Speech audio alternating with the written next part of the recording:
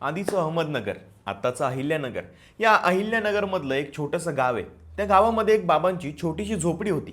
ती झोपडी आज जगभरातल्या लाखो लोकांच्या श्रद्धेचं केंद्र बनली आहे. मी बोलतोय साईबाबांच्या शिर्डी देवस्थानाबद्दल.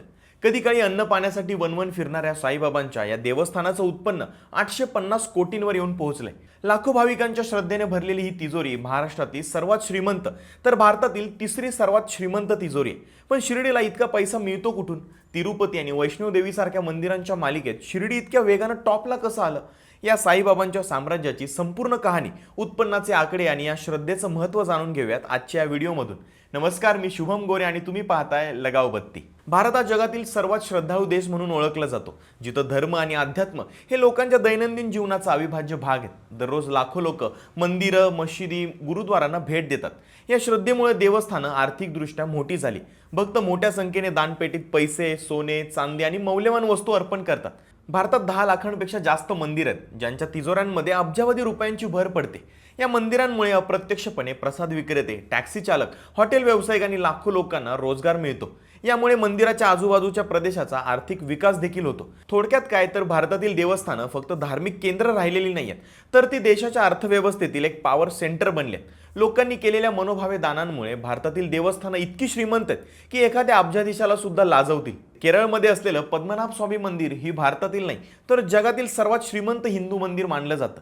या मंदिराकडे साधारणतः $20 बिलियन म्हणजेच 1,36,000 कोटी रुपये इतकी संपत्ती आहे. तर आंध्र प्रदेशमध्ये असणारं तिरुपती बालाजी मंदिर हे दुसऱ्या क्रमांकावर आहे. फक्त लाडूंचा प्रसाद विकूनच या मंदिराला 75 कोटींपेक्षा जास्त उत्पन्न मिळतं. तर वर्षाला 600 कोटींपेक्षा जास्त देणगी या मंदिराकडे येते. या श्रीमंत मंदिराच्या रांगेत भारतात तिसऱ्या क्रमांकावर आहे महाराष्ट्रातील अहिल्यानगरमध्ये असलेलं शिर्डी देवस्थान. या मंदिराची वार्षिक कमाई 850 कोटी रुपये. इतकंच नाही तर देवस्थानाकडे 514 किलो सोनं, 6600 किलो चांदी असून हे महाराष्ट्रातलं नंबर 1 श्रीमंत देवस्थान आहे. साईबाबा संस्थानातर्फे बँकांमध्ये केली जाणारी गुंतवणूक ही 3198 कोटी रुपयांवर येऊन पोहोचले. दानपेट्यांमधले पैसे, ऑनलाईन येणाऱ्या देणग्या, VIP पासेस, प्रसाद विक्री, भक्त निवास आणि बँकेत ठेवलेल्या पैशांमधून येणारं व्याज, या सगळ्यांमधून हे संस्थानं पैसे कमवतात. मागच्या वर्षीच्या तुलनेत या वर्षी 31 कोटींची भर पडली. म्हणजे 2024-25चं वार्षिक उत्पन्न हे 819 कोटी रुपये होतं. तेच वाढून आता 850 कोटींच्या घरात गेलंय. पण आता प्रश्न असा येतो की मंदिराकडे जमा झालेल्या या पैशांचं नक्की होतं काय? ते कुठे खर्च केले जातात? तर साईबाबा संस्थानांचा संपूर्ण कारभार राज्य सरकारच्या अखत्यारीत आहे. या संस्थानाला विश्वस्त मंडळ नसल्यामुळे न्यायालयाने नियुक्त केलेल्या समितीतर्फे ही संपूर्ण कामं चालतात. सगळ्यात पहिला खर्च आहे तो भक्त सेवा. प्रसादालयात दररोज लाखो लोकांना मोफत जेवण दिलं जातं. चपाती, भाजी, वरण, भात आणि मिठाई सर्व मोफत. यावर वर्षाला 51 कोटी रुपये खर्च होतात. दुसरा खर्च असतो तो साईनाथ रुग्णालयात.